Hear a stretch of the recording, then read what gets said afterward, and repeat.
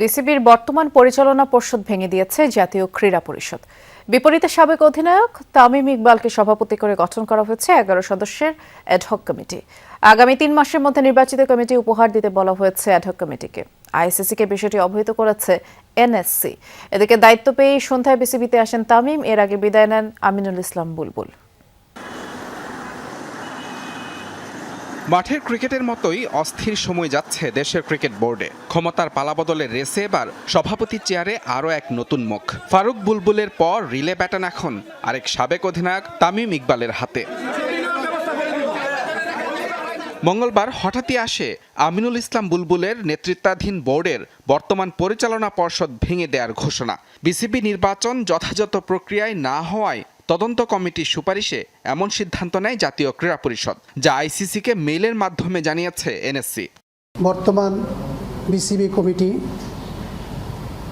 গঠনে নির্বাচন প্রক্রিয়ায় উল্লেখযোগ্য পরিমাণের দুর্বলতা ছিল, অনিয়ম ছিল।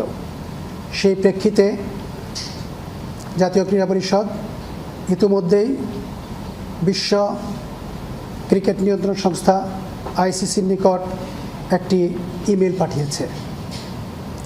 সেই ইমেলে এই কমিটিকে ভেঙে দেওয়ার সিদ্ধান্ত জানানো হয়েছে।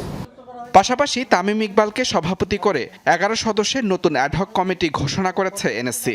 কমিটির অন্য সদস্যরা হলেন ইসরাফিল খসরু, রাশনা ইমাম, মির্জা ইয়াসির আব্বাস, সাইদ ইব্রাহিম আহমেদ, মিনহাজুল আবেদিন, আতহার আলী খান, তানজিল চৌধুরী, সালমান ইস্পাহানি, রফিকুল ইসলাম ও ফাহিম সিনহা।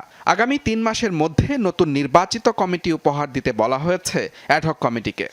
গঠিত অ্যাডহক কমিটি আগামী 3 মাসের মধ্যে একটি নির্বাচিত কমিটি উপহার দিতে বাধ্য থাকবে।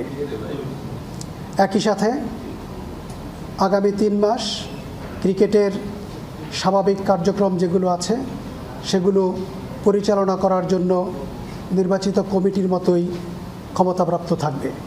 দায়িত্ব পেয়েই সন্ধ্যায় বিসিবিতে আসেন তামিম ইকবাল। আমিনুল ইসলাম বুলবুলের বিদায়ের পর টানা তৃতীয় সাবেক অধিনায়ক হিসেবে বসেন বিসিবি সভাপতির চেয়ারে।